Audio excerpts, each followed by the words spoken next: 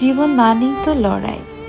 ছোটবেলায় ভাবতাম বড় হয়ে গেলে সব কিছু সহজ হয়ে যাবে, কিন্তু বড় হয়ে বুঝলাম বয়স শুধু বাড়ে, লড়াই থামে না, বরং আরো কঠিন হয়ে যায়।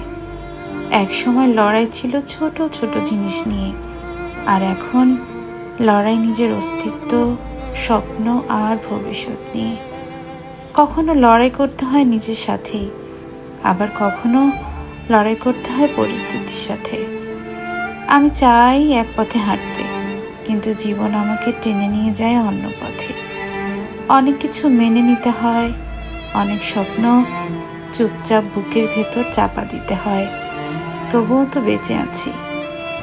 প্রতিদিন ভেঙে পড়েও আবার উঠে দাঁড়াই, নতুন সকাল শুরু করি নতুন এক লড়াই নিয়ে।